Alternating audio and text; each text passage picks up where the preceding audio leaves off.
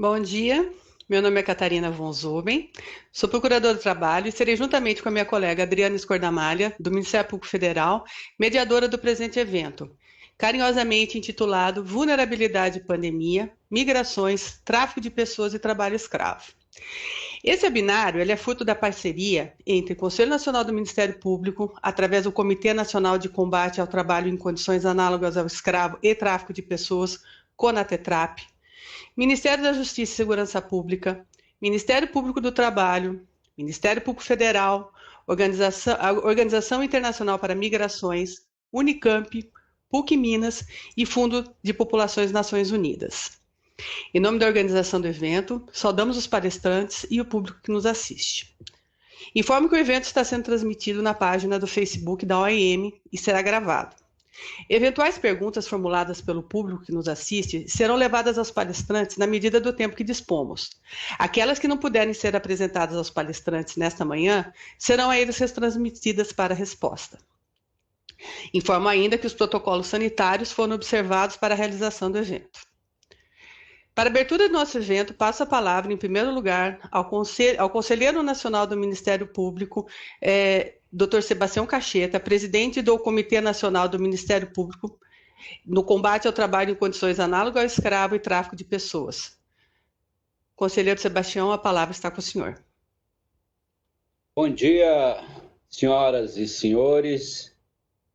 Quero agradecer essa oportunidade de estar aqui presente e cumprimentar a todos os parceiros dessa iniciativa, ela que tem, além de uma participação do Conselho Nacional do Ministério Público, o Ministério Público Federal, o Ministério Público do Trabalho, a Unicamp, a PUC Minas, a ONU Migrações, o Ministério da Justiça e, enfim, os demais parceiros que foram mencionados pela nossa mediadora, a Catarina von Zuber. Eu, como disse Catarina, falo de Brasília e aqui represento o Conselho, o Comitê Nacional de Combate ao trabalho escravo, de combate ao trabalho em condições análogas a de escravo e ao tráfico de pessoas. E quero dizer da minha satisfação aqui, cumprimentando também as pessoas com quem dividiremos as reflexões nessa manhã.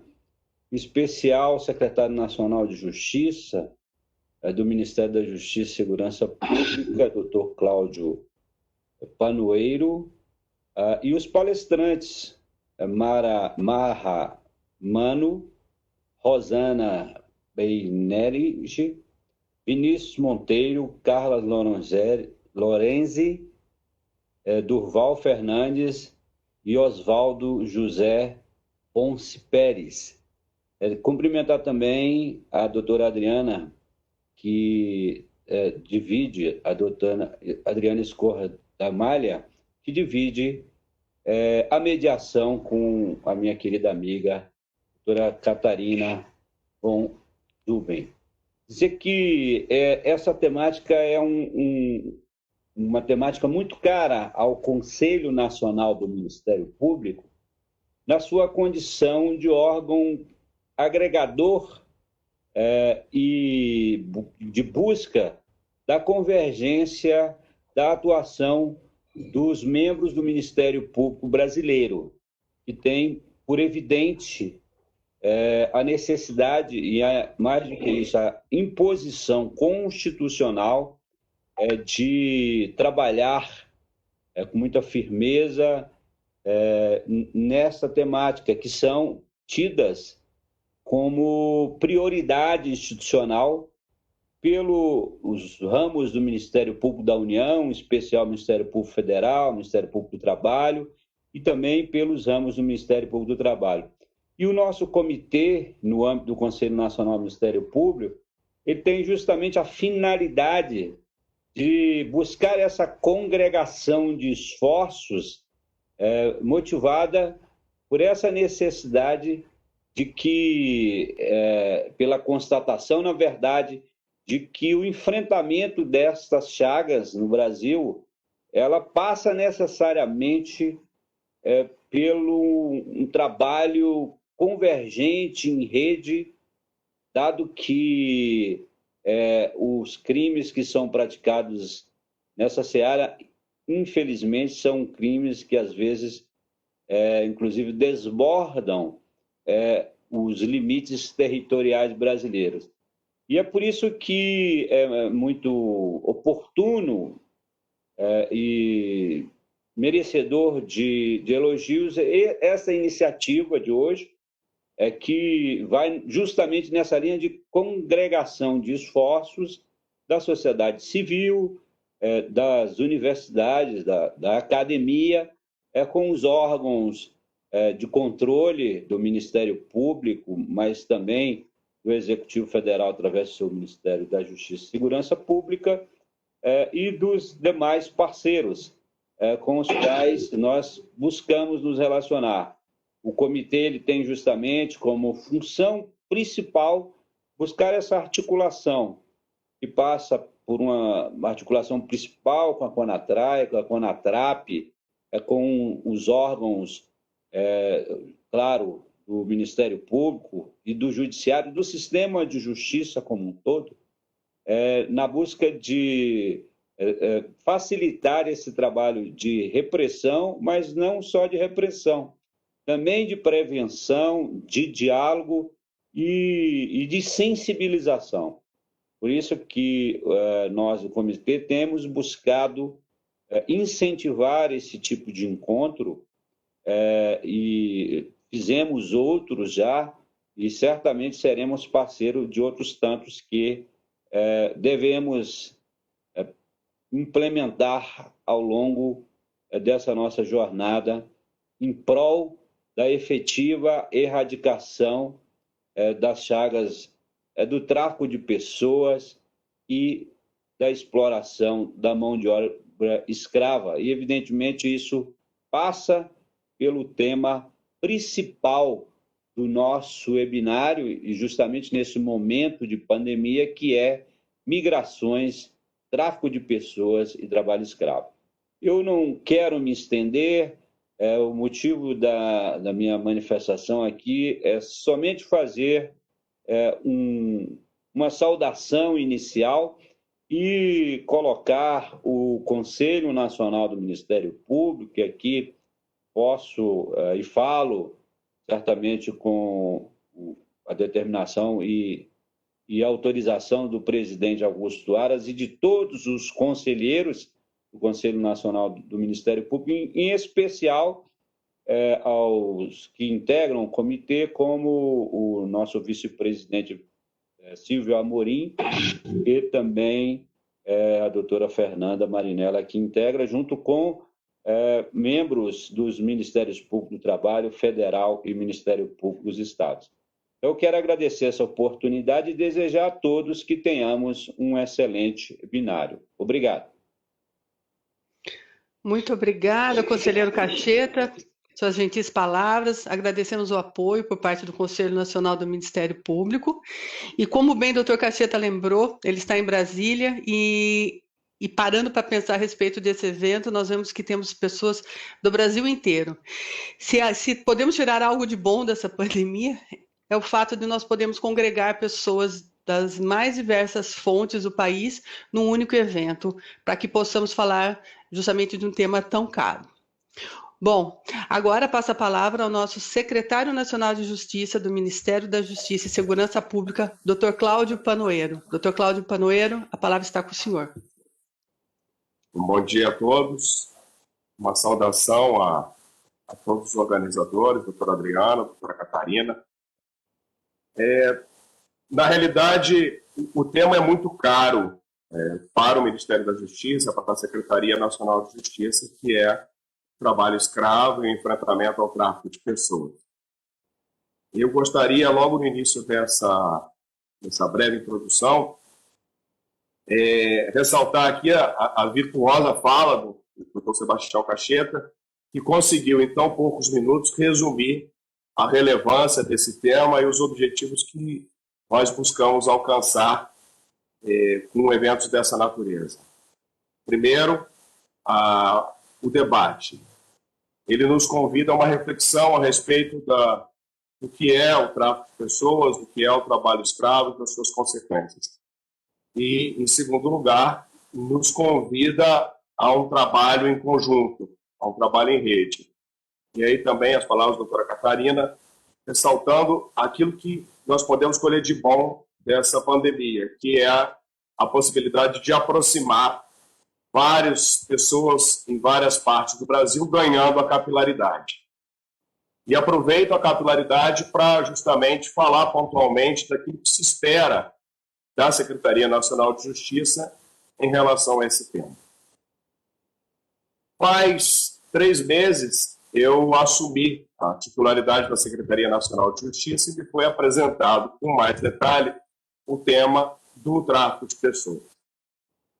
Naquela oportunidade, eu me sensibilizei muito com a questão e procurei me informar a respeito de tudo que já tinha sido feito dentro da Secretaria Nacional de Justiça para o enfrentamento dessa criminalidade.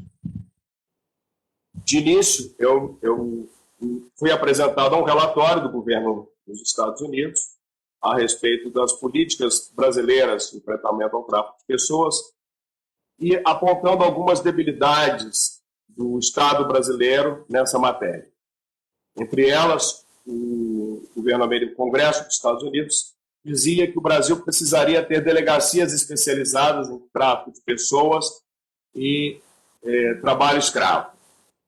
Isso não existia na nossa estrutura administrativa e, por conta dessa debilidade, o crime se desenvolvia com mais facilidade.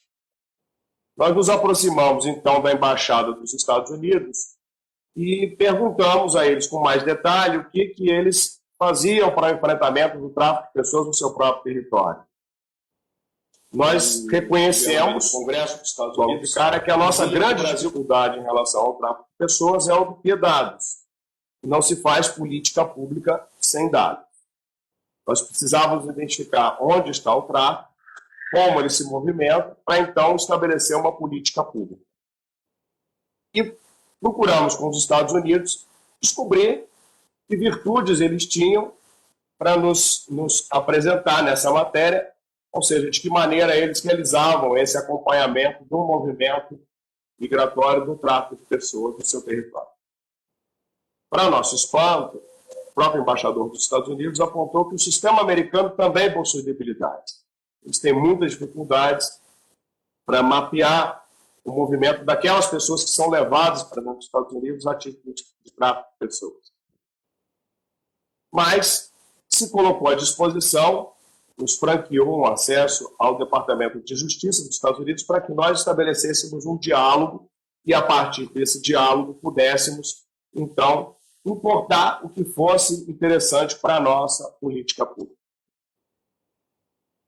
Isso apenas nos abre uma porta, mas não resolve o problema. Nós continuamos com a dificuldade do levantamento de dados para enfrentamento ao tráfico de pessoas. A partir desse momento, nós então tomamos a decisão de que a nossa questão era ganhar capilaridade. Precisávamos interiorizar a política de tráfico de pessoas no Brasil. Nesse sentido, nós temos nos aproximado de alguns órgãos dentro do Poder Executivo, como a Esplanada, para tentar ganhar essa capilaridade e, a partir daí, começar a desenhar uma política pública que seja mais eficiente. Fizemos, então, celebramos um acordo de cooperação técnica com o Conselho Nacional de Justiça para compartilhamento de dados. Nossa proposta era a de ter acesso às sentenças que foram proferidas no Brasil a respeito do tráfico de pessoas, para tentar identificar as localidades onde esse crime acontece com mais frequência. A par disso, buscamos também nos aproximar das universidades, porque entendemos que a academia é um centro de produção de conhecimentos e existem pessoas aí que trabalham especificamente nessa temática e podem nos fornecer subsídios para o desenho da política pública. Por fim, procuramos nos aproximar de entidades da sociedade civil, como a própria OIM, porque tem um contato com o homem comum, com a vítima do tráfico, para que a gente possa, a partir da experiência deles, poder identificar quem são essas vítimas e como elas foram atraídas pelo tráfico e qual a sua situação hoje. De tal maneira que essa é uma política em construção.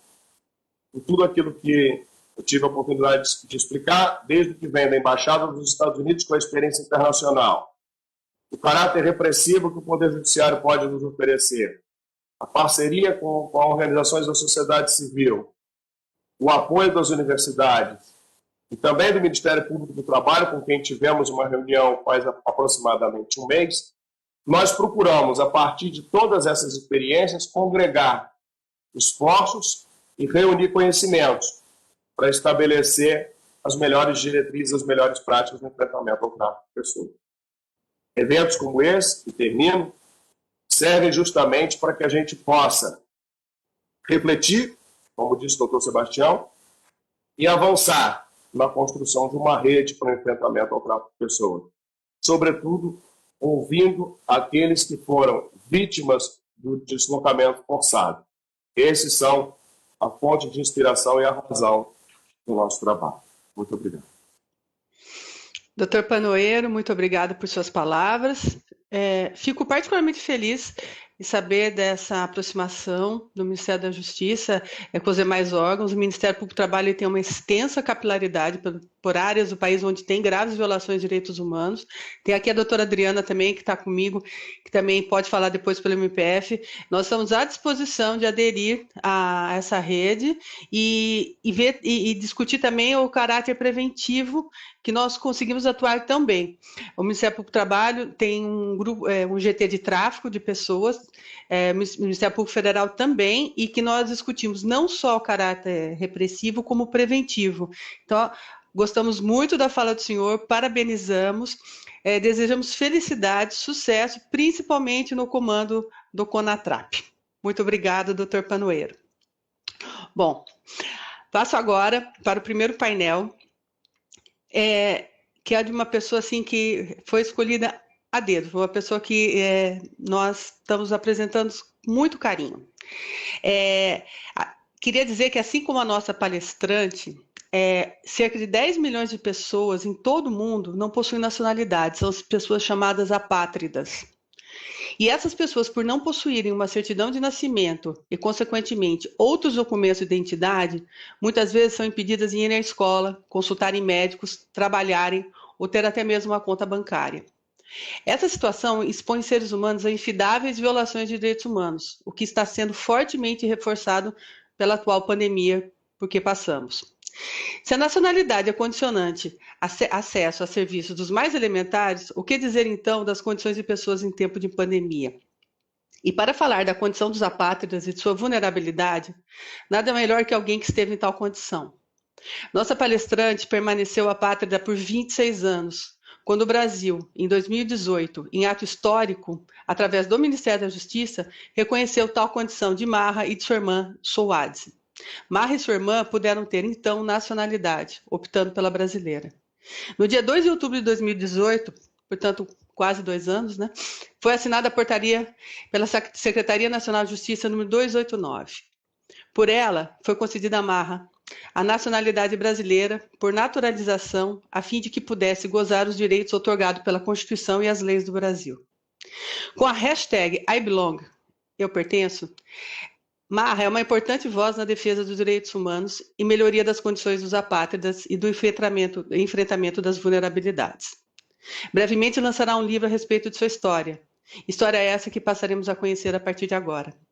Marra Mamo, a palavra está com você. Muito obrigada. Bom dia, bom dia. Muito obrigada pelo convite, muito obrigada por ter essa oportunidade de compartilhar a minha história com vocês. Eu vou compartilhar uma apresentação pequena também com vocês. Eu sei que o tempo está muito pouco. Meu nome é Marra Mamo. Por 30 anos da minha vida, eu vivi como apátrida. Por 26 deles, eu estava no Líbano. Mas 4 anos eu estava no Brasil como refugiada. Um ser humano consegue a nacionalidade de 2 jeitos. O de terra onde você nasce, como Brasil. Qualquer pessoa nascida no Brasil é considerado brasileiro. O pelo sangue. Então, se você nasce na Itália, você não é italiano. Se seus pais são italianos, você consegue a nacionalidade italiana. O hashtag IBelong não é meu, é do Acnur, do Alto Comissário dos Refugiados e dos Apátridas. Eu nasci no Líbano, mas eu não sou libanesa, porque quem nasce no Líbano consegue a nacionalidade libanesa somente se seu pai é libanês. Meus pais, lindos, são sírios. Minha mãe é muçulmana, meu pai é cristão. O casamento interreligioso na Síria é inaceitável. Então, o amor grande deles deixou eles sair da Síria e ir para o Líbano. No Líbano, fizeram um casamento. Esse casamento que nunca foi registrado, porque o casamento deles nunca foi legível. Aí que deu 3 novos apátridas. Minha irmã, eu e meu irmão. Para facilitar a conta, eu sou esse do meio. Então, hoje eu tenho 32 anos. Quando eu nasci, eu nem sabia nem o que é documento, nem quais são os problemas de uma pessoa se tem ou não tem documento. Meu primeiro problema foi quando eu tinha 2 anos. Como que eu vou para a escola se eu não tenho documento? Foi então que a minha mãe decidiu pedir favor para muitas escolas aqui e lá para perguntar como que essas crianças vão conseguir estudar. Até uma escola armênia aceitou a gente. Eu, com 3 anos de idade, eu nem sabia o que é apátrida. Eu comecei a estudar, tenho o mesmo uniforme, mesmos professores. Eu sou essa pequenininha aqui, da frente.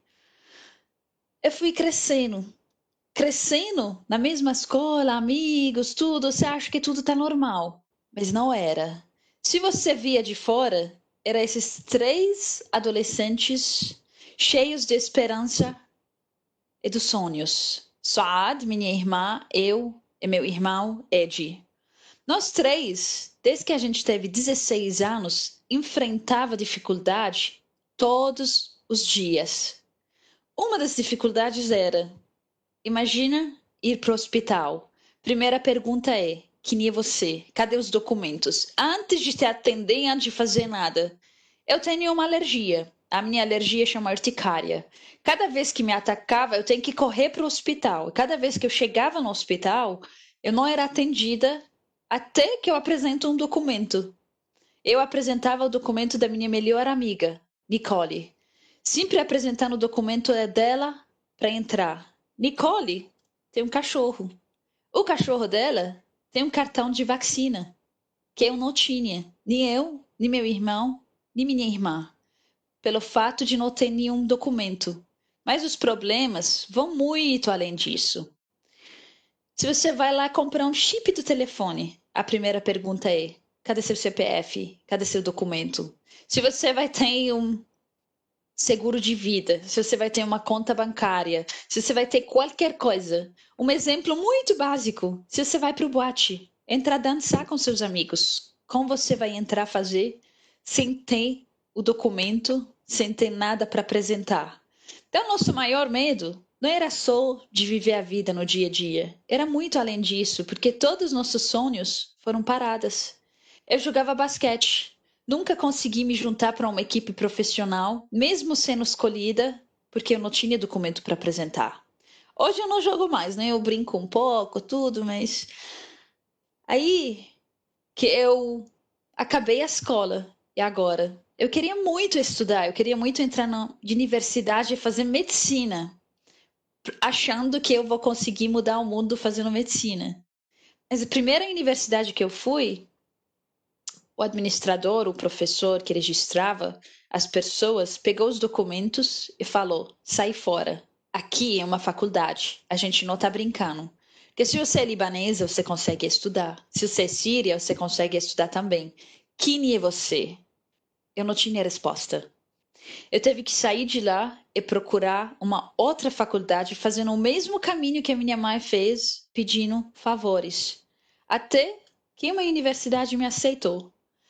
Eu formei, tenho mestrado de administração, estudei e acabei. E quando acabei, era o pior. Porque se você olha, esses adolescentes viraram adultos. Adultos de uma família que adora o cor vermelho, que eu sempre gosto de brincar, mas olhando essa foto, tá todo mundo de vermelho. Minha mãe, meu pai, meu irmão, eu e minha irmã. Nós somos de uma família muito simples. A gente morava dentro de um quarto, nossos 5, mas era uma família feliz. Que faltava uma coisa, documentos. A existência e não é a convivência como uma sombra.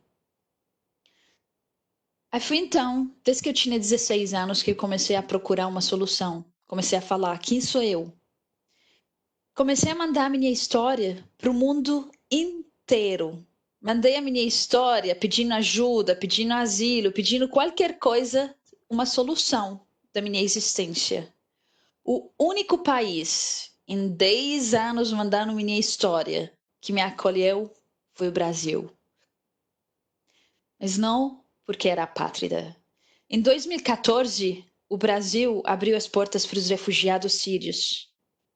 Na embaixada do Brasil em Beirute, eles me falaram, a gente nem tem como ajudar os brasileiros. Então, se você vai, boa sorte. Você se vira, mas a gente vai te dar essa oportunidade para você conseguir sair do Líbano e entrar no Brasil. Eu conhecia ninguém e conhecia nada no Brasil. Mas topei o desafio, deixei tudo para trás, eu, minha irmã e meu irmão, e a gente veio para o Brasil. O Brasil nos deu as oportunidades de recomeço. Eu olhei online e achei uma família que me acolheu dentro da casa deles, de Belo Horizonte, Brasil. O primeiro dia que eles convidaram, né, pro bem-vindos, tudo, era eu, minha irmã e meu irmão, teve esse cafezão na mesa. Você sabe, o mineiro gosta de comida e gosta de ser muito generoso. Esse virou a nossa família. O Brasil, quando eu cheguei e pedi refúgio, deu pra gente o direito de trabalhar. Então, eu tive minha carteira de trabalho e tudo. Falava 4 línguas, francês, inglês, árabe e armênio. Mas eu não falava português. Meu primeiro emprego legal, tendo esse sorriso no rosto, era panfletagem. Era distribuindo jornais nas ruas. Eu e meu irmão. Mas eu era feliz. Porque era um trabalho legal. Era um trabalho que eu não tenho medo de andar na rua e ser parada pela polícia, porque eu não tenho documento. Eu não tinha medo nenhum. Eu era feliz. Se você olhava, Ed, Suad, Maha, viraram adultos. Viraram adultos cheios de esperança. Viraram adultos que falaram, tudo bem.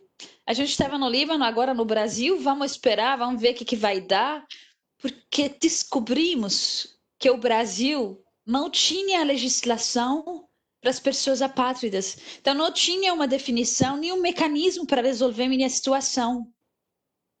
Mas a gente estava cheios de esperança. E a gente achava tudo bem. Eu tenho tempo. Eu espero 10 anos, 20 anos, 30 anos, tudo bem. Até um dia, o Brasil muda, eu consigo a minha nacionalidade. Mas a vida não é assim. A vida é muito cruel. A vida nunca te espera. A vida anda. Em 30 de junho de 2016, eu perdi meu irmão. Eu perdi meu irmão numa tentativa de assalto em Belo Horizonte. Ele morreu como apátrida. Mas ele conseguiu a certidão de óbito dele. Porque uma pessoa apátrida, quando nasce, não tem certidão de documento, certidão de nascimento. Você vive, você morre sem certidão de óbito, você nem existe. Você nem é uma pessoa, né? Você vive na sombra. Foi então que eu achava na minha cabeça que era só eu, minha irmã e meu irmão que vivia nessa situação. Descobri a campanha, o hashtag #IBelong, que é da Acnur, da Alto Comissário dos Refugiados e das Apátridas. A campanha fala que no mundo inteiro hoje existe 10 milhões de apátridas. 10 milhões de pessoas vivendo sem direito nenhum. Foi então que eu falei, eu não quero morrer apátrida. Eu quero existir.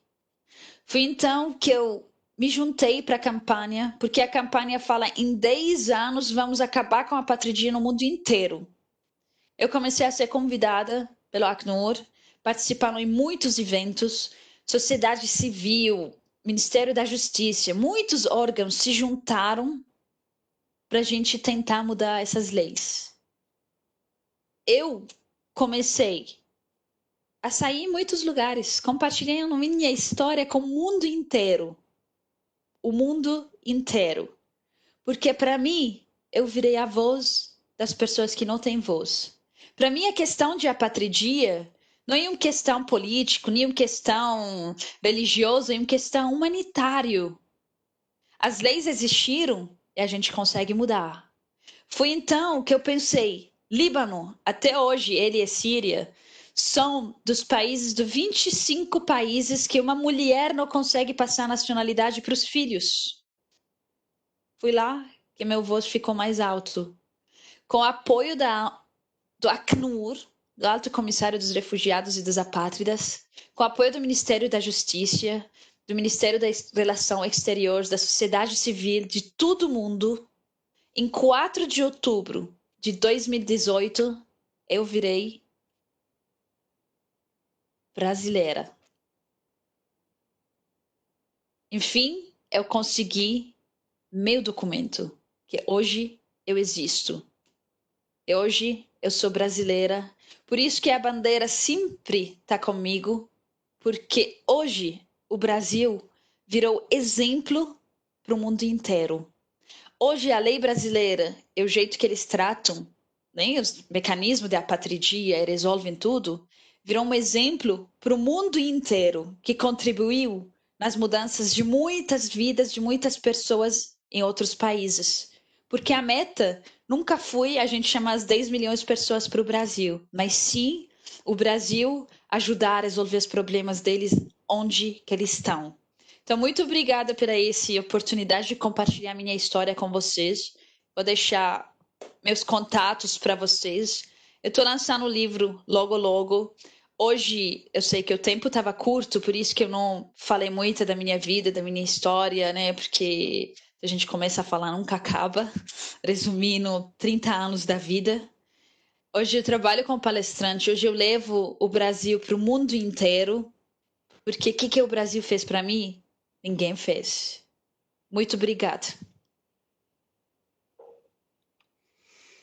Marra, sua história de vida é muito forte. Pessoas como vocês é que fazem com que nós trabalhemos na defesa de direitos sociais e nos sintamos motivados a seguirmos em frente, a despeito de todas as dificuldades, principalmente em época de pandemia. Nosso mais sincero agradecimento por seu tempo e por compartilhar sua experiência de vida. Bem, eu gostaria de reiterar alguns informes. Esse evento está sendo transmitido na página do Facebook da OIM e será gravado. Eventuais perguntas formuladas pelo público que nos assiste serão levadas aos palestrantes na medida do tempo que dispomos. E aquelas que não puderem ser apresentadas aos palestrantes nessa manhã, serão a eles transmitidas para resposta. Informo ainda que os protocolos sanitários foram observados para a realização do evento. Passo agora para o segundo painel dessa manhã, que será conduzido pela professora Rosana Benninger, do Núcleo de Estudos de População da Unicamp. Professora Rosana é autora de diversos livros e atlas relativos à mobilidade humana, que juntos tiveram mais de 1.000 acessos. O livro Migrações Venezuelanas, por exemplo, já passou mais de 6.000 downloads. Todo esse rico material está disponível de maneira totalmente gratuita junto ao endereço eletrônico www.nepo.unicamp.br. Na aba Publicações, para as edições, isso em relação às edições anteriores. E na página principal, o Atlas, que será objeto desse próximo painel. Há ainda também o livro Migrações Internacionais e a Pandemia Covid, do qual, inclusive, eu tive uma singela contribuição. E livro no qual profissionais de mais diversas áreas discorrem sobre o impacto da pandemia nas migrações, principalmente daqueles mais vulneráveis. Nesse próximo painel, será apresentado o lançamento Atlas de Migrações Venezuelanas e o resultado da pesquisa Impacto da Pandemia do Covid-19 nas Migrações Internacionais no Brasil, com dados de situação de imigrantes internacionais e refugiados residentes no Brasil. Nesse módulo falarão, além da professora Rosana, o senhor Vinícius Monteiro, do Fundo da População das Nações Unidas, Carla Lorenzi, da Organização Internacional para Migrações, e professor Duval Fernandes, da PUC de Minas. Professora Rosana, esteja com a palavra. Muito obrigado. Agradeço a todos os colegas que estão aqui conosco nesse evento. Cumprimento o doutor Pacheta, doutor Panueiro, doutora Catarina, doutora Adriana, nossos parceiros no Fundo de População das Nações Unidas, da OIM, professor Duval Fernandes, a Marra Mamo, que é uma parceira também. Essa história de vida que ela compartilha conosco traz a garra e a força, né, de uma mulher nas migrações internacionais, né, e na luta pela cidadania. Como já foi colocado aqui, a parceria entre os atores sociais, os sujeitos da história, né, e a produção do conhecimento científico que nos ajuda a pensar em caminhos futuros, em desbravar, né, lugares ainda que nós não conhecemos e trazer para conosco essas histórias tão ricas como a Marra nos brindou agora, numa sensibilidade em que às vezes nos escapa, né? Quando nós estamos cada qual no seu espaço, sem essa interação com as possibilidades de diálogo e de expansão de conhecimento e de ações para a melhoria das condições de vida de imigrantes, refugiados e apátridas em nosso país. Então, agradeço muito, Marra, é uma satisfação ver você conosco e sempre nos ensinando muito. Obrigada e obrigada a todos também que estão aqui conosco nesse momento, né? Estamos aqui num momento trágico de pandemia, com mais de 1 milhão de mortos no mundo, com mais de 142 mil mortos no Brasil, realmente é uma trágica situação em que os migrantes internacionais, particularmente, estão experimentando também dessa situação em nosso território. Então, essa oportunidade que nós temos nesse momento de trazer alguns resultados de pesquisa, particularmente no Atlas das Migrações venezuelanas, ela vai de encontro com o que foi colocado pelo Dr. Cacheta e pelo Dr. Panoeiro, no sentido de olharmos e conhecermos situações de populações vulneráveis e que teremos que estar muito atentos, porque nesse momento, particularmente, em que a crise econômica e sanitária se instalam, os grupos vulneráveis estarão muito sujeitos a serem vítimas de tráfico de pessoas e de trabalhos análogos à escravidão. Então, esses pontos são absolutamente importantes na prevenção das situações, conhecer os públicos-alvos, conhecer essa migração, no caso, a migração venezuelana, que é um dos pontos que nós vamos aqui destacar, bem como o lançamento do livro, que faremos também de uma pesquisa que iniciamos entre maio e julho, com a PUC Minas, a Unicamp e demais instituições, a fim de que nós possamos conhecer os impactos também dessa pandemia nas migrações internacionais. Então, eu vou pedir, por favor, para que a Juliana possa passar para mim, a Mariana, o nosso PowerPoint. Bom, então, em primeiro lugar, eu queria dizer que para a construção de um atlas das migrações, e particularmente podê-lo lançar num evento com tantos atores sociais, com um diálogo mais profundo, tanto do ponto de vista acadêmico e metodológico, como com instituições que estão na ponta, nas ações e nas políticas sociais, é um objetivo e é uma ponte que nós temos que ter com a sociedade. Então, nesse sentido, eu gostaria de agradecer todas as instituições que estão conosco nesse evento, a possibilidade de lançarmos essas obras num diálogo acadêmico e institucional, Ministério Público Federal, Ministério do Trabalho, Público do Trabalho, OIM, UNFPA, Ministério da Justiça. Agradeço demais realmente essa oportunidade num momento bastante oportuno. Agradeço ainda... pode passar o slide, por favor? A possibilidade, o próximo, por favor, isso, de nós termos este momento de lançamento do Atlas das Migrações Venezuelanas, que para podermos agregar um conhecimento de diferentes bases de informações, a discussão teórico-metodológica sobre o assunto, nós contamos também com grandes parcerias institucionais, que além da Unicamp, a PUC Minas, a Universidade Federal de Roraima, o ProMigra da USP, a Missão Paz em São Paulo, o Museu da Imigração, a Prefeitura de Campinas, Ministério Público do Trabalho, Fundo de População das Nações Unidas, OIM e o CNPq. Vejam que a construção teórico-metodológica das informações que servirão como base, como instrumento de ação, ela precisa também estar articulada com outras instituições. Então, eu agradeço demais essa parceria, agradeço aos autores e autoras do Atlas, Natália Demétrio, Joyce Domeniconi, Duval Fernandes, doutora Catarina, Luiz Felipe Magalhães, professor Jaroshinsky, Salvador Vega. Ou seja, nós conseguimos instrumentalizar esse Atlas a partir de diferentes instituições e justamente num momento em que, nesta pandemia, nós vamos ver como os grupos, particularmente de imigrantes venezuelanos, que são os fluxos de maiores volumes recém-chegados, eles terão um impacto importante nessa vulnerabilidade social que se impõe diante desse momento sanitário. Nessa oportunidade também, por favor, o próximo slide, nós contamos com o lançamento do livro Impactos da Pandemia de Covid-19 nas Migrações Internacionais no Brasil, uma pesquisa que foi liderada pela PUC Minas, pelo professor Duval Fernandes, e que nos chama generosamente por uma parceria com a Unicamp, com o Fundo de População das Nações Unidas, com o Ministério Público do Trabalho e com o CNPq.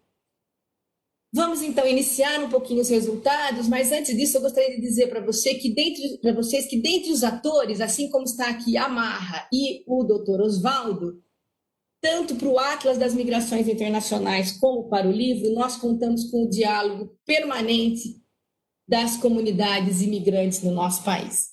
Né? A capa do Atlas e a capa do livro, ele revela que na produção do conhecimento científico, na produção das políticas sociais, na produção das ações voltadas para essas populações vulneráveis, o diálogo e a participação dessa comunidade imigrante é fundamental para que a gente saiba construir políticas nesse país que não sejam políticas assimilacionistas, que sejam políticas que respeitem as diversidades culturais, que respeitem a diversidade, a heterogeneidade da composição sociodemográfica dessa população e que respeitem, inclusive, particularmente, os projetos migratórios dessas comunidades no Brasil. Então, quando nós vamos para o próximo slide, nós vamos ver que, para a construção do Atlas das Migrações Internacionais, todas